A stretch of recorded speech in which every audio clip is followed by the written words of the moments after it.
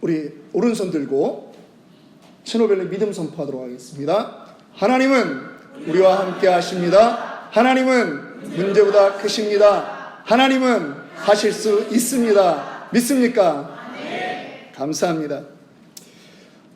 오늘로 빌립보서 강의 7번째 시간입니다. 기쁨의 근원, 스펙이냐 스토리냐라고 하는 제목으로 여러분들과 빌립보서 3장 1절로 9절의 말씀을 가지고 나누도록 하겠습니다. 여러분, 약 한 달, 두 달의 시간들을 한번 지금 잠깐 되새겨 보시지 않겠습니까? 그 한 달, 두 달의 시간 동안 여러분들은 어떤 일로 기뻐하셨습니까? 여러분들에게 어떤 일들이 기쁨을 주었습니까? 자녀의 성적표입니까? 아니면 생각지 않았는데 어느 날 통장 어카운트에 들어와 있는 텍스 리펀이었습니까? 때로는 어떤 분은 주식이 올라가서 얼굴에 만면에 미소를 띠고 다니는 분들도 계시긴 합니다. 이러한 기쁨도 분명히 우리에게 필요합니다. 하나님이 우리에게 주신 일반 은총의 하나입니다. 그런데요, 우리는 금방 알 수 있습니다. 이 기쁨은 영원하지 않다라고 하는 것입니다. 뉴스를 보면 지난 주에도 대한민국에는 절반의 사람은 기뻐했을지 모르지만 절반의 사람은 낙심하는 그러한 뉴스들로 가득 차 있습니다. 그래서 야고보 사도는 4장 14절에 이렇게 말씀하신 것 같습니다. 너희는 잠깐 보이다가 없어지는 안개와 같은 존재다라고 말입니다. 세상의 기쁨은 결국 사라지는 것들에 기대고 있다라고 하는 것이죠. 그래서 오늘 우리는 사도 바울의 그 고백을 통해 우리의 기쁨의 근원은 과연 어디냐라고 하는 것을 묻고 싶습니다. 그래서 오늘 내가 가지고 있는 그 기쁨의 근원, 기쁨의 뿌리를 찾아보고 진정한 기쁨, 흔들리지 않는 기쁨을 확인하는 이 시간이 되기를 다시 한번 주님의 이름으로 축원합니다. 본문을 시작하면서 우리가 1절을 한번 같이 읽었으면 좋겠습니다. 시작. 끝으로 나의 형제들아 주 안에서 기뻐하라. 너희에게 같은 말을 쓰는 것이 내게는 수고로움이 없고 너희에게는 안전하니라. 여러분, 이 말씀 우리가 익히 아는 말씀입니다. 사도 바울이 빌립보서에서 계속 강조하고 있는 것은 기뻐하라라고 하는 것입니다. 그런데 이 한 절을 쫙 읽고 나서 이해가 안 되는 부분이 생기더라고요. 다 이해가 되셨습니까? 아니, 주 안에서 기뻐하라, 기뻐하라. 예, 우리가 알고 있는 말입니다.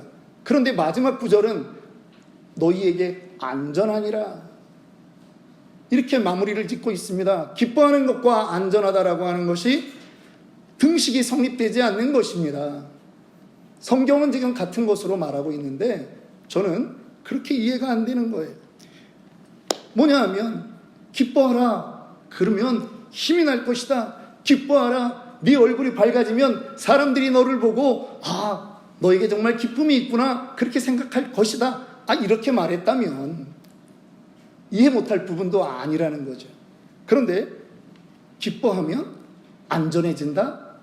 바울은 지금 그렇게 이야기하고 있는 것입니다. 여러분, 지금 바울이 이 편지를 어디서 쓰고 있는지 우리는 잘 알고 있습니다. 궁정도 아니고 안락한 서재도 아닙니다. 어둡고 축축한 그런 감옥입니다. 쇠사슬에 묶여있는 죄수의 신분으로 글을 쓰고 있습니다. 바울의 인생으로 보자면 그에게 모든 스펙으로 따지면 가장 바닥에 처해 있다라고 하는 것입니다. 자유도 없습니다. 재산도 없습니다. 명예도 없습니다. 그런데 선포하는 거예요. 주 안에서 기뻐하라. 이것이 너희에게 가장 안전한 것이다 라고 말하는 것입니다. 저도 예전에 사업을 했습니다.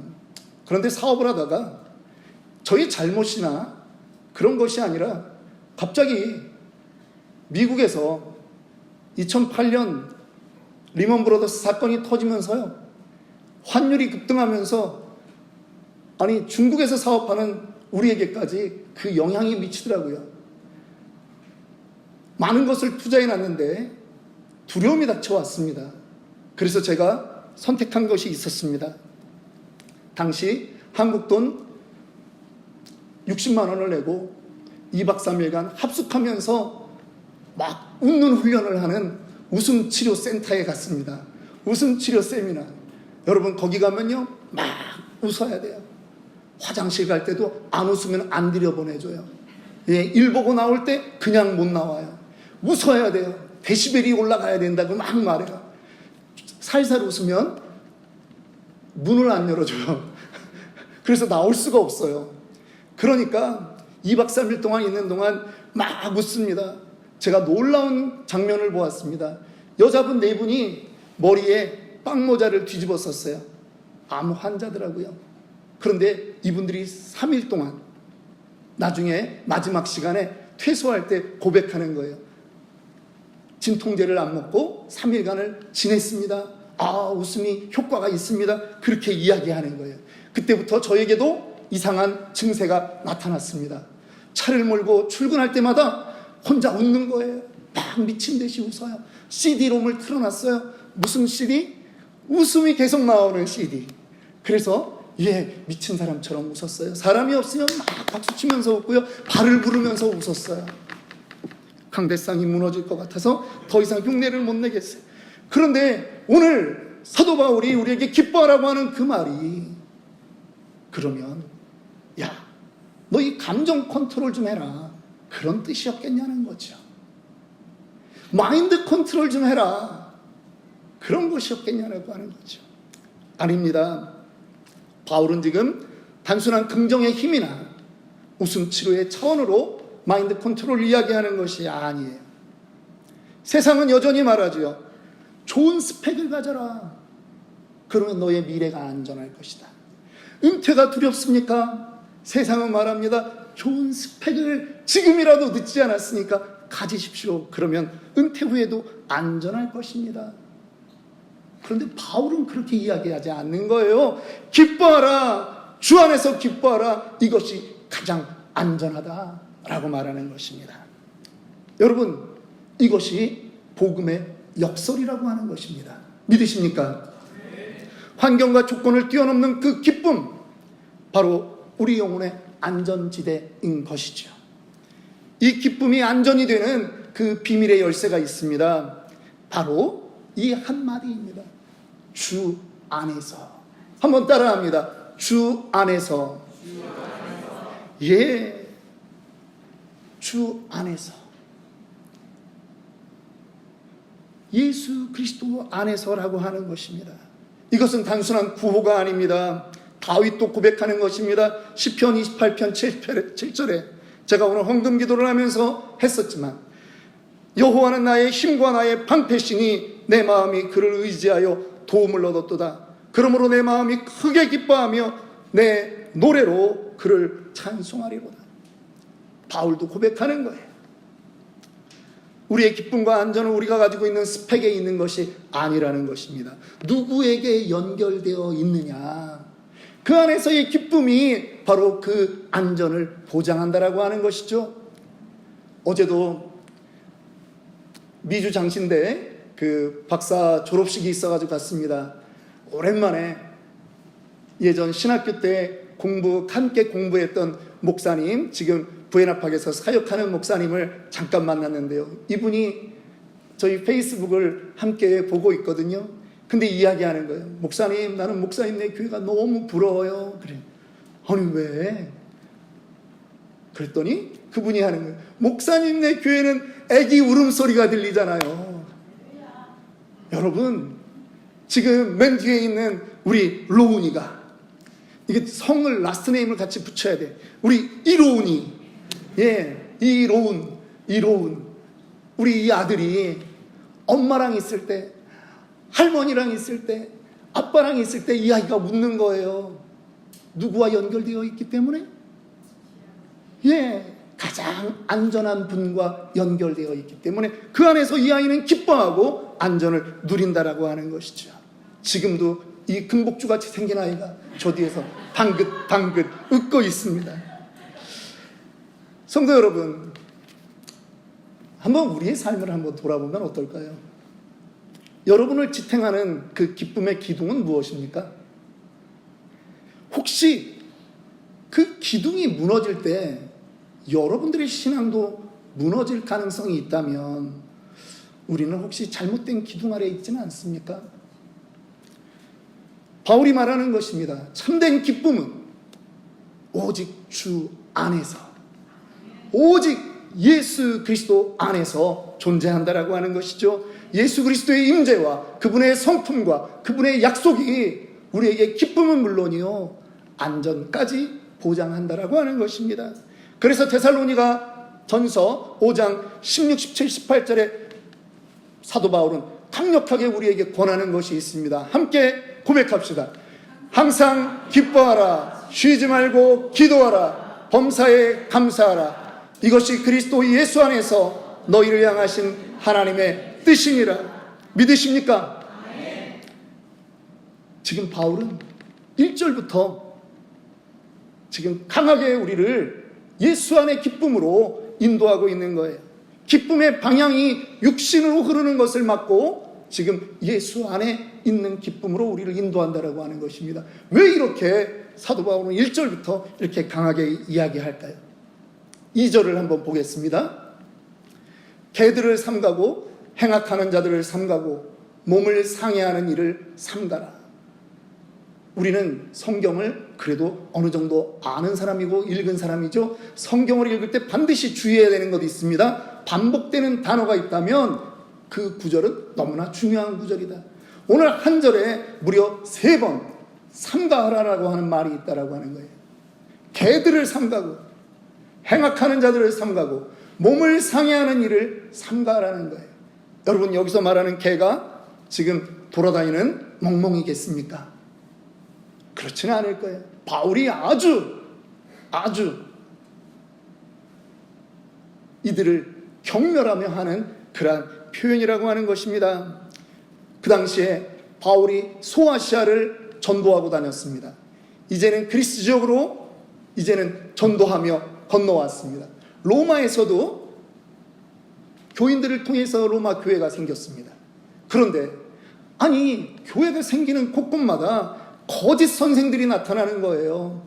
예수 그리스도, 예수의 십자가도 중요하지만 이런 것도 해야 된다라고 하는 사람들이 있다라고 하는 거예요.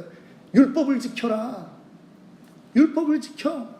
그리고 우리 할례를 받아야 돼. 몸에 칼자국을 내서라도 우리는 이것을 지켜야 된다라고 하는 그런 인생의 스펙을 강조하는 사람들이 있었다라고 하는 것입니다. 바울은 이것은 율법이고 하나님의 길과 거리가 멀다고 갈라디아서에도 다른 복음이다, 그렇게 이야기하고 있습니다. 그래서 바울이 자기의 말씀에 더 강력한 메시지를 주기 위해서 부득이하게 자기의 과거를 말하는 것입니다. 자기의 스펙을 말하는 거예요. 5절부터 6절입니다. 나는 8일 만에 할례를 받고 이스라엘 족속이요 베냐민 지파요 히브리인 중에 히브리인이요 율법으로는 바리새인이요 열심으로는 교회를 박해하고 율법의 의로는 흠이 없는 자다. 스스로 그렇게 말하는 것입니다. 여러분, 바울의 스펙 대단하지 않습니까? 아니, 우리가 신앙생활을 다 하지만 아니, 여기 있는 누가 맨 마지막 구절 하나만 율법의 의로는 나는 흠이 없는 사람이야, 난 지킬 거 다 지켰어, 여러분, 그렇게 말할 수 있는 사람이 누가 있습니까? 그런데 지금 바울이 그렇다라고 하는 거예요. 무엇입니까? 나는 정통 중에 정통이다. 우리 신라 시대로 얘기하면 나는 성골 중에 성골이다, 그 얘기예요. 부모님이나 가문이나 집하나 또 나 자신의 열심이나 그 어떤 것에서도 나는 그 누구에게도 뒤지지 않는다라고 하는 거죠. 바울이 여기다가 적지 않아서 그렇지 사실은요, 이 당시는 로마 제국시대 아닙니까? 누구라도 로마의 시민권을 갖고 싶은데 바울은 나면서부터 가졌다고 하는 거예요. 머리는 얼마나 똑똑했는지 모릅니다. 가말리엘 문화에서 공부했던 사람이에요. 아무나 들어갈 수 없습니다. 그리고 일설에 의하면 그는 유대인의 우리식으로 얘기하면 국회의원, 공회원 70명 중에 하나였을 것이다라고 하는 설도 있습니다. 정말 대단한 스펙입니다. 그런데 바울이, 이런 스펙을 가지고 있는 바울이 정반대의 말을 하고 있다라고 하는 거죠. 7절부터 8절의 말씀입니다. 같이 읽겠습니다. 그러나 무엇이든지 내게 유익하던 것을 내가 그리스도를 위하여 다 해로 여길 뿐더러 또한 모든 것을 해로 여김은 내 주 그리스도 예수를 아는 지식이 가장 고상하기 때문이라. 내가 그를 위하여 모든 것을 잃어버리고 배설물로 여김은 그리스도를 얻고. 네, 바울은요 지금 고백하는 거예요. 내가 그런 거 다 있어 봤어. 다 누려봤어. 그런데 아니다라고 하는 겁니다. 그것이 우리에게 기쁨을 줄 수 없다라고 하는 거예요. 그것이 우리에게 안전을 보장하지 않는다라고 하는 것입니다. 이 해라고 하는 말은요 단순한 손실이 아닙니다. 오히려 내게 부채가 되었다, 내게 적자가 됐고 빚이 되었다라고 하는 뜻이에요. 배설물로 여겼다라고 할 때 이 배설물은 그냥 오리지널 똥처럼 여겼다라고 하는 것입니다. 바울은 자신의 완벽했던 스펙을 자랑거리에서 부채로, 훈장과 같은 것에서 이제는 우물덩어리로 여긴다고 선언하는 것입니다. 이것이 바울의 자기 비하입니까? 아닙니다. 예수님을 만나고 났더니 가치에 대한 눈이 열렸더니 완전히 달라졌다라고 하는 거예요. 예수님도 말씀하셨습니다. 마태복음 13장 44절부터 이어지는 그 비유에서 어떤 농부의 이야기를 예수님이 하시잖아요. 농부가 돈도 없는 사람이에요. 소작농입니다. 남의 밭을 파고 있는데 거기서 무엇을 발견해요? 보물상자를 발견했습니다. 보화를 발견했어요. 그랬더니 이 사람이 자기의 모든 소유를 팔아서 그 밭을 사는 것 아니겠습니까? 그래서 성경은 이렇게 기록합니다. 그 보화가 무엇이다? 천국이다. 천국은 마치 밭에 감추인 보화와 같으니 어떤 사람이 이를 발견하고 기뻐하며 자기의 소유를 다 팔아 그 밭을 사느니라. 바울에게 있어서 예수는 곧 천국의 보화와 같은 그러한 것이라는 말이에요. 인생의 모든 것을 버려서라도 사야 하는, 얻어야 하는 그런 보화가 바로 예수 그리스도라고 하는 것입니다. 예수에게 인생을 거는 것 아깝지 않다라고 하는 것이죠. 예수에게만 절대적 가치가 있다라고 하는 것입니다. 믿으십니까? 그 나머지는 자랑할 가치도 없다라고 하는 거예요. 되새김할 필요도 없다라고 하는 거예요. 성도 여러분, 사람들은 누구나 다 자기 집안 장롱에 보물상자가 하나씩 있다라고 합니다. 여러분에게는 어떤 보물상자가 있습니까?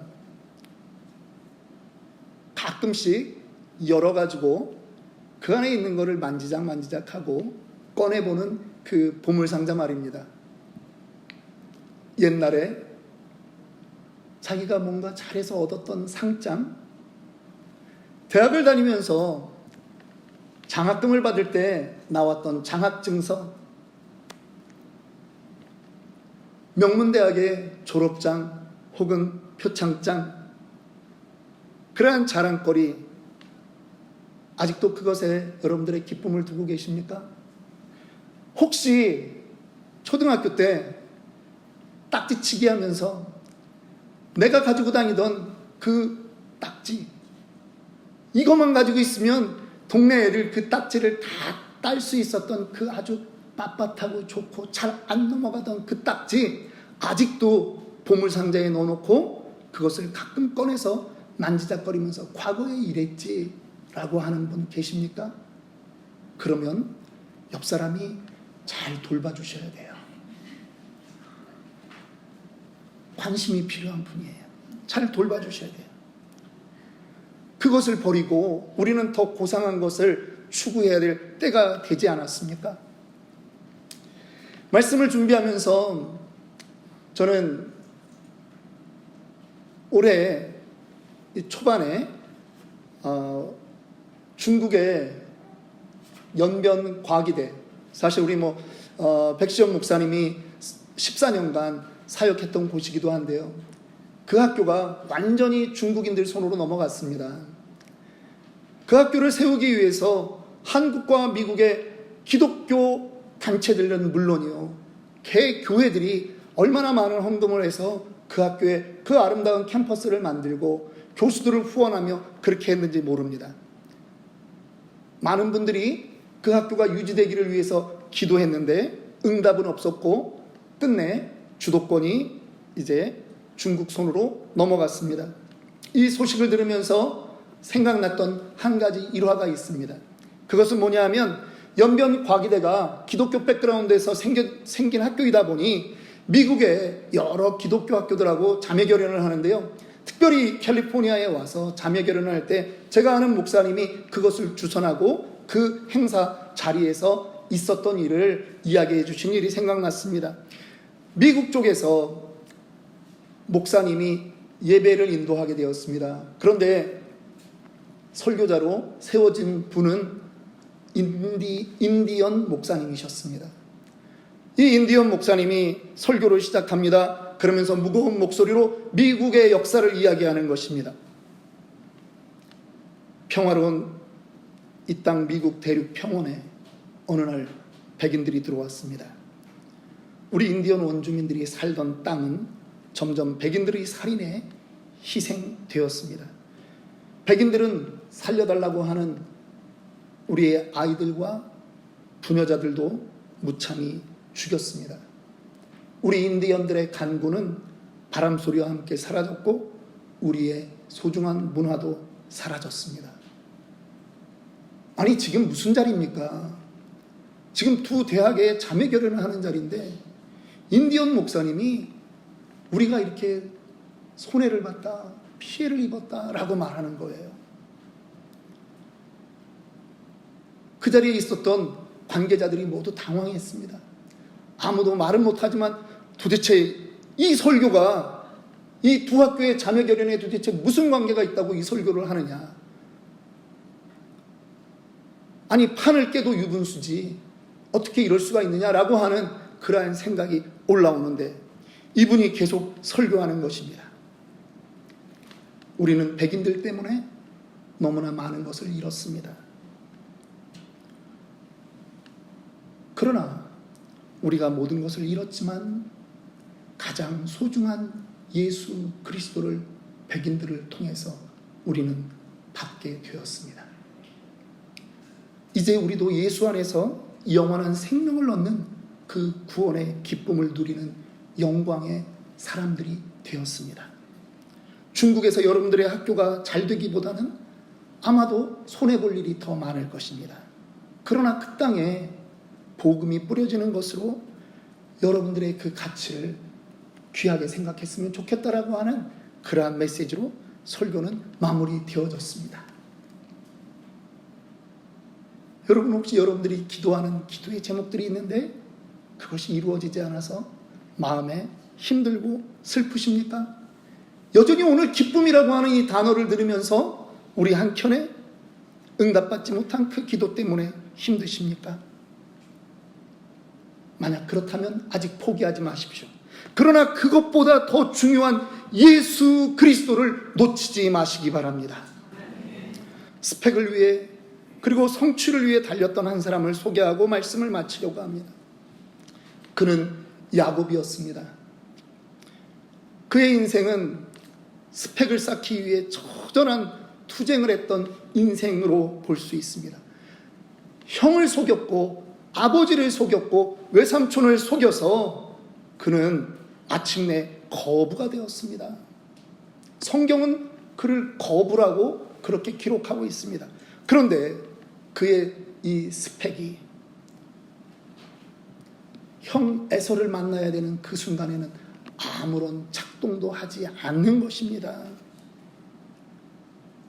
죽음의 문제 앞에서 그의 재산과 그의 식솔들과 그 어떤 것도 그를 도울 수 없었다라고 하는 거죠. 야복강가에 야곱을 우리는 기억해야 됩니다. 홀로 남았습니다. 절망의 밤을 보낼 때 그는 비로소 자신의 스펙을 내려놓게 되었다라고 하는 것입니다. 하나님의 사자만을 지금 간절히 붙드는 것입니다. 당신이 내게 축복하지 아니하면 가게 하지 않겠습니다 라고 하는 절규를 지금 하고 있다라고 하는 것이죠. 여러분, 그 순간이 야곱 인생의 가장 안전한 순간이 된 줄 믿으시기 바랍니다. 사기꾼이라고 하는 그 야곱이라는 이름에서 하나님과 겨루어 이겼다라고 하는 그 이스라엘로 이름이 바뀌어가는 그 자리였습니다. 야곱에게는 이제 스펙은 사라지고 하나님을 만난 스토리만 남게 되었다라고 하는 것이죠. 여러분에게는 주님을 만난 스토리가 있으십니까? 아니, 아직도 나는 스펙으로 살아야 되겠다라고 생각하고 있는 것은 아닙니까? 여러분에게는 어떤 스토리가 있습니까? 우리는 모두 다 야복강가에 서 있는 그러한 인생들입니다. 어떤 사람은 질병의 야복강가 앞에 지금 서 있습니다. 어떤 분은 경제적인 압박 속에 그 강가에 서 있습니다. 어떤 분은 자녀의 문제요, 신분의 문제요, 미래의 문제, 진로의 문제를 가지고 우리는 모두 다 야복강가에 서 있는 것입니다. 그 자리에서 나의 스펙을 붙들어봤자 소용이 없습니다. 하나님을 붙들어야 하는 줄 믿습니다. 우리의 진짜 스토리는 이제 시작하는 줄 믿습니다. 그분만이 나의 자랑이 되고 나의 기쁨이 될 때 우리의 인생은 가장 평안하며 안전해질 줄 믿습니다. 그래서 예레미야 선지자는 이렇게 외치는 것입니다. 자랑하는 자는 이것으로 자랑할지니 곧 명철하여 나를 아는 것과 나 여호와는 사랑과 정의와 공의를 땅에 행하는 자인 줄 깨닫는 것이라. 나는 이 일을 기뻐하노라. 여호와의 말씀이니라. 말씀을 맺습니다. 사랑하는 성도 여러분, 오늘 여러분의 기쁨은 어디에 있습니까? 여러분의 자랑은 어디에 있습니까? 아직도 스펙에 여러분들의 인생을 저당 잡혀 살고 있지는 않습니까? 이제는 스토리를 붙잡기 원합니다. 찬양단 올라와 주십시오. 예수께서 나를 찾아오신 그 여러분의 이야기, 이제 그것을 되새겨야 될 때라고 하는 것입니다. 십자가에서 나의 모든 죄와 허물을 대신 지신 그 사랑의 이야기, 절망의 자리에서 나를 건져 올리신 그 은혜의 이야기, 그 스토리 하나면 충분하지 않겠습니까? 우리는 이제 또 한 주를 살아갈 것입니다. 어제처럼 살지 않기 원합니다. 스펙을 내려놓으시고 스토리로 여러분 이 한 주를 살아가면 얼마나 좋겠습니까? 스펙을 포기하십시오. 예수 스토리를 붙잡으십시오. 여러분들이 지금 누구 앞에 있는지, 어디에 있는지 여러분 다시 한번 생각하며 지내는 한 주가 되기를 원합니다. 여러분의 믿음은 어디에 심겨져 있느냐? 나의 믿음 주께 있습니까? 나의 믿음 정말 예수 안에 있습니까? 이것을 물으며 스스로 대답하는 이 한 주가 되기를 원합니다. 우리 찬양하겠습니다. 나의 믿음 주께 있네. 나의 믿음 주께 있네. 십자가 능력이 내 영광 되었네. 주께서 우리를 승리케 하셨네. 나의 능력, 나의 소망 주께 있네. 우리 함께 찬양합시다.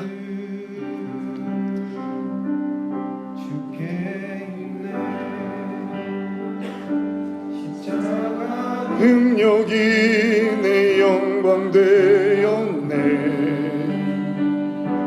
주께서 우리를 승리케 하셨네.